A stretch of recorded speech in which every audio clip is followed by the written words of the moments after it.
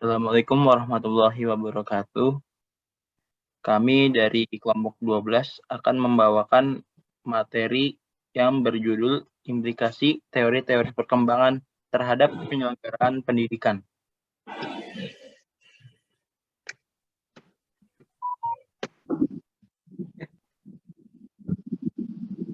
Di sini kami dari kelompok 12 beranggotakan 5 orang. Yang pertama ada Davi Haikal Ihsan Fadilah, yang kedua ada Muhammad Fadilah Ilham, yang ketiga ada Muhammad Rizky, yang keempat ada Muhammad Rafsan Jani, yang terakhir saya sendiri Rizkiawan Adi Redondo.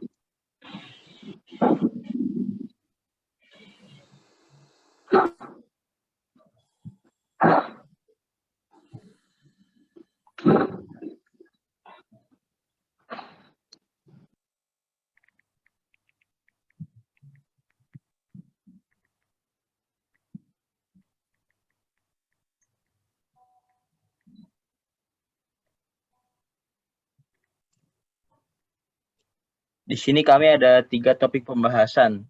Yang pertama ada implikasi teori-teori perkembangan terhadap penyelenggaraan pendidikan di PAUD atau TK. Yang kedua, implikasi teori-teori perkembangan terhadap penyelenggaraan pendidikan di SD. Yang ketiga, implikasi teori-teori perkembangan terhadap penyelenggaraan pendidikan di SMP dan SMA. Yang pertama, implikasi teori-teori perkembangan terhadap penyelenggaraan pendidikan di PAUD atau TK. Menurut UU nomor 20 tahun 2003 tentang Sistem Pendidikan Nasional bab 1 pasal 1 butir 14 menyatakan bahwa pendidikan anak usia dini adalah suatu upaya pembinaan yang ditujukan kepada anak sejak lahir sampai dengan usia 6 tahun yang dilakukan melalui pemberian rangsangan pendidikan untuk membantu pertumbuhan dan perkembangan jasmani dan rohani agar anak memiliki kesiapan dalam memasuki pendidikan yang lebih lanjut. Manfaat PAUD ada 6. Yang pertama, memperkenalkan anak pada dunia sekolah. Yang kedua, membiasakan anak terhadap kegiatan terstruktur. Yang ketiga, mengajari anak untuk disiplin dan mengikuti peraturan. Yang keempat, menumbuhkan imajinasi dan kreativitas. Yang kelima, menanamkan nilai-nilai positif. Dan yang terakhir, membentuk dasar kepribadian anak.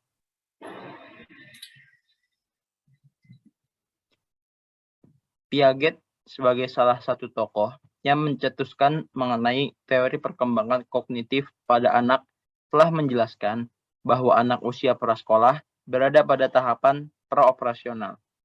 Tahapan praoperasional ini memungkinkan anak untuk melakukan representasi melalui kata-kata, gambar, dan bayangan. Mereka didominasi oleh pola egosentris dan juga keyakinan magis.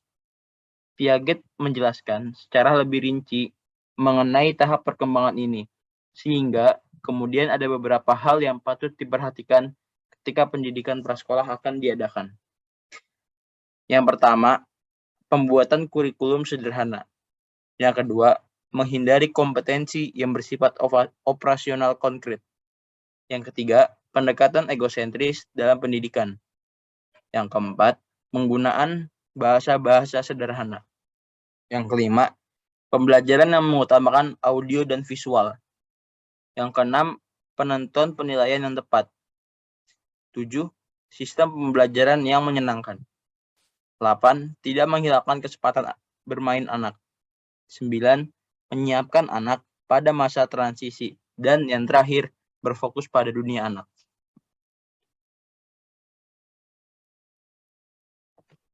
Yang berikutnya ada implikasi teori-teori perkembangan terhadap penyelenggaraan pendidikan di SD. Kebutuhan anak di usia dasar 6-12 tahun berbeda dengan kebutuhan anak remaja dan orang dewasa. Para pendidik juga harus seimbang dalam memberikan perhatian terhadap perkembangan fisik maupun konseptual anak didiknya. Perhatian ini diperlukan untuk perkembangan aktivitas pengajaran dan aktivitas secara keseluruhan. Berikut ini adalah hal yang harus diperhatikan terhadap perkembangan penyelenggaraan pendidikan di sekolah dasar. Yang pertama, implikasi bagi penyelenggara pembelajaran. Anak usia SD sudah dapat mengontrol berbagai aktivitas mereka dari segi fisik dan perseptualnya. Oleh karena itu, para pendidik membutuhkan cara pengajaran yang lebih terbuka, langsung memberikan kesempatan dan berperan mengoptimalkan perkembangan fisik dan perseptual mereka. Dengan cara ini, anak dapat lebih bersemangat dan timbul rasa senang dalam menjalani aktivitas pembelajaran, sehingga berdampak positif juga bagi perkembangan mereka.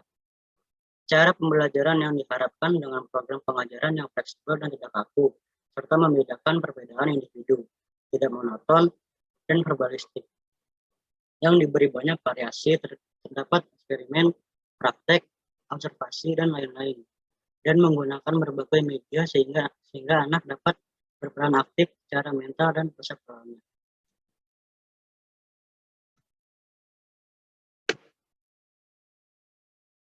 Yang kedua, implikasi bagi penyelenggara pendidikan olahraga. Penyelenggaraan pendidikan olahraga juga sangat membantu perkembangan fisik dan perseptual anak. Pendidikan olahraga di sekolah dasar perlu adanya pemilihan jenis-jenis olahraga yang tepat bagi mereka sesuai dengan tahap perkembangannya.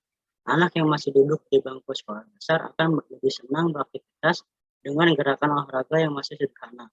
Hal ini disebabkan anak tersebut gerakannya masih kaku dan perlu pengalaman yang lebih banyak. Pendidikan olahraga di sekolah dasar harus diolah dengan sistem permainan otot dan motorik mereka, karena anak masih senang dengan aktivitas permainan. Yang ketiga, implikasi bagi pemelihara kesehatan dan nutrisi anak. Pemeliharaan kesehatan dan nutrisi anak juga merupakan faktor utama yang sangat berpengaruh pada pertumbuhan atau perkembangan anak. Jika kesehatan dan nutrisi anak tidak diperhatikan, akan mengakibatkan kematian. Makanan yang mengandung nutrisi juga harus diperhatikan agar anak tetap sehat dan berbadan tumbuh. Karena anak yang kurang nutrisi juga akan berdampak pada perkembangan fisik dan perseptualnya.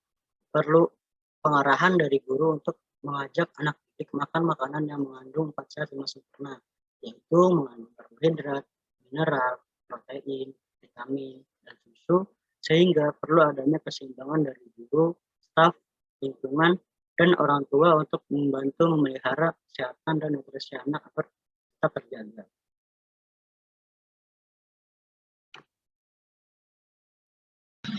Implikasi teori-teori perkembangan terhadap penyelenggaraan pendidikan di SMP dan SMA. 1. Implikasi perkembangan fisik anak sama masa SMP dan SMA dalam praktik pendidikan. Pertumbuhan fisik remaja membawa berbagai implikasi dalam dunia pendidikan. Implikasi tersebut antara lain menyediakan sarana dan prasarana yang mendorong pertumbuhan fisik remaja secara normal. Faktor sarana dan prasarana tidak boleh dikesampingkan dalam pendidikan. Dengan kata lain, jangan sampai menimbulkan gangguan kesehatan pada peserta didik. Sebagai contoh, tempat duduk yang kurang sesuai serta ruangan yang relatif gelap, terlalu sempit akan menimbulkan gangguan. B. Memberikan waktu istirahat yang cukup bagi anak didik. Dalam kegiatan belajar, para peserta didik pastilah mengalami rasa lelah. Guna menghilangkan rasa lelah tersebut, mengumpulkan tenaga baru, istirahat sangat diperlukan. Belajar terus-menerus tanpa memperhatikan waktu untuk istirahat akan berdampak buruk bagi kesehatan tubuh. Pada hakikatnya, dalam kegiatan pembelajaran, perlu memperhatikan pengaturan waktu yang tepat bagi peserta didik. Hal ini berlandaskan pada suatu istilah dalam belajar, yaitu biorama. C. Mengadakan jam-jam olahraga bagi anak-anak. Di next.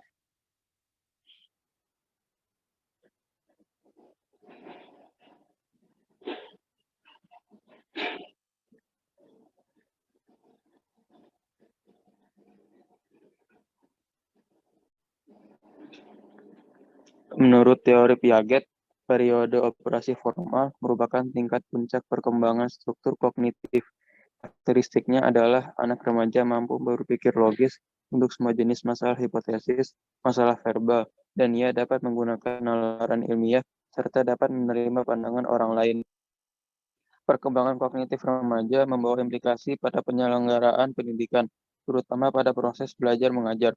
Ali dan Nasrori menguraikan bahwa sejumlah kondisi psikologis merupakan kondisi yang perlu dikembangkan agar peserta didik aman secara psikologis dan mampu mengembangkan kemampuan kognitifnya. Kondisi psikologis tersebut antara lain A. Pendidik dapat menerima peserta didik secara positif. B. Pendidik wajib menciptakan suasana dengan kondisi peserta didik tidak merasa terlalu dinilai oleh orang lain.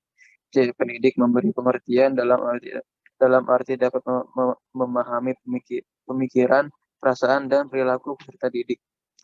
D. Memberikan suasana pedagogis yang aman bagi peserta didik untuk mengemukakan pikiran-pikirannya sehingga ia terbiasa berani untuk mengembangkan pemikirannya. Next. Dalam hal ini, pendidik hendaknya menyadari bahwa perkembangan intelektual anak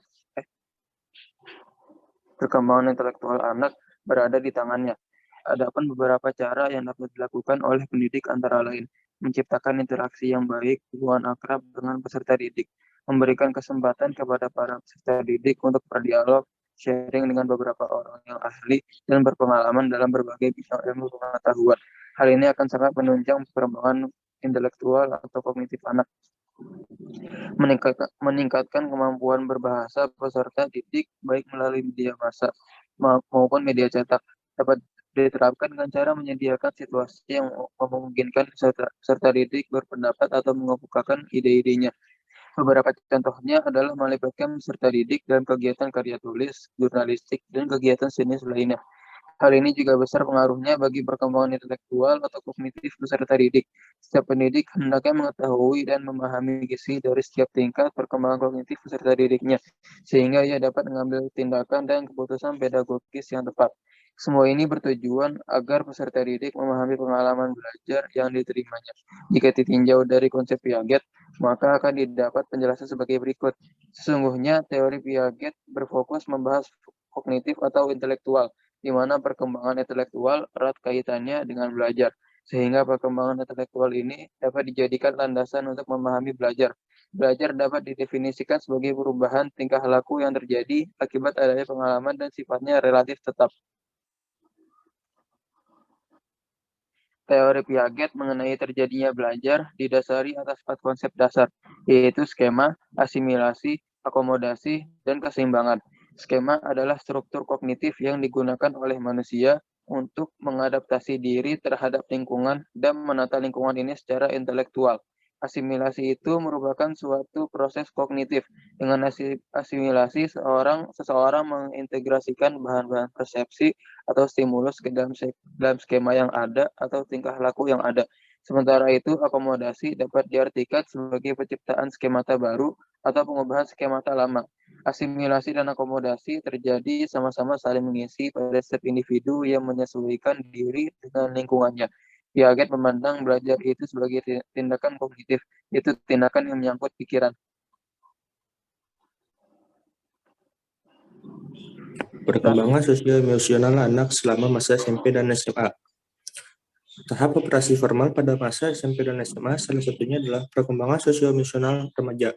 Perkembangan sosio-emosional merupakan hubungan dua makna, yaitu sosial yang berarti hubungan dengan orang sekitar, dan emosi yang berarti hubungan dengan kejiwaan yang diekspresikan melalui tawa, senyum, dan kemarahan. Perkembangan sosial remaja adalah cara-cara individu bereaksi terhadap orang-orang di sekitarnya dan bagaimana pengaruh hubungan itu terhadap dirinya.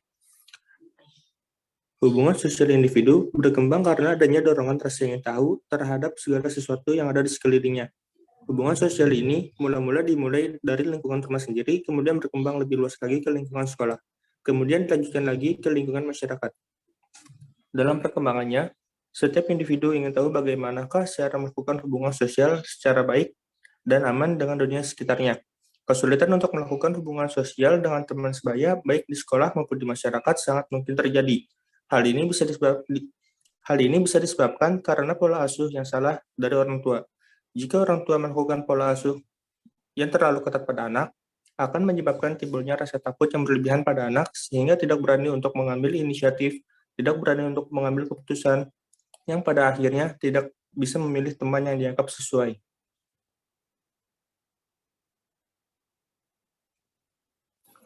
Ada beberapa karakteristik yang menonjol dari perkembangan sosial remaja, yaitu sebagai berikut. Yang pertama, berkembangnya kesadaran dan kesunyian dorongan akan pergaulan.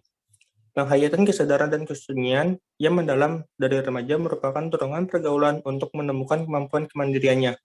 Langeveld berpendapat bahwa kemiskinan akan hubungan atau perasaan kesunyian remaja disertai kesadaran sosial psikologis yang mendalam yang kemudian menimbulkan dorongan yang kuat akan pentingnya pergaulan untuk menemukan suatu bentuk diri sendiri atau kemandiriannya.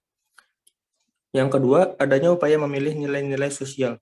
Ketika remaja menghadapi suatu nilai-nilai sosial tertentu, ada beberapa kemungkinan yang akan dilakukan oleh remaja.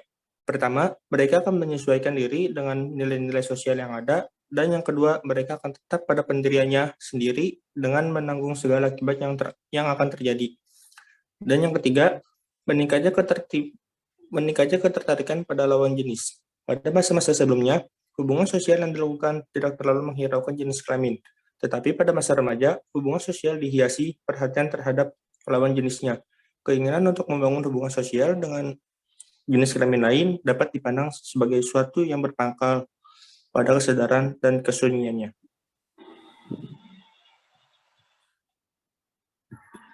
Kesimpulan.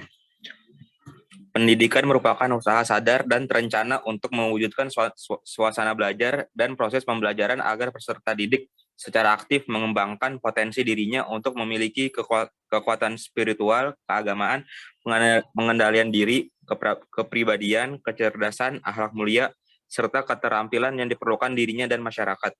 Psikologi perkembangan merupakan cabang ilmu psikologi yang mempelajari tentang perkembangan manusia dari masa konsepsi sampai meninggal dunia.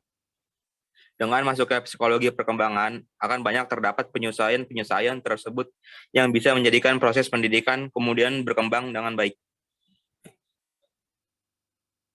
Saran, untuk membangun keutuhan sikap terhadap diri sendiri dalam hal ini, selain peran serta dari pihak sekolah, peran orang tua juga ikut berpengaruh karena berkembangnya anak didik dimulai dari lingkungan keluarga.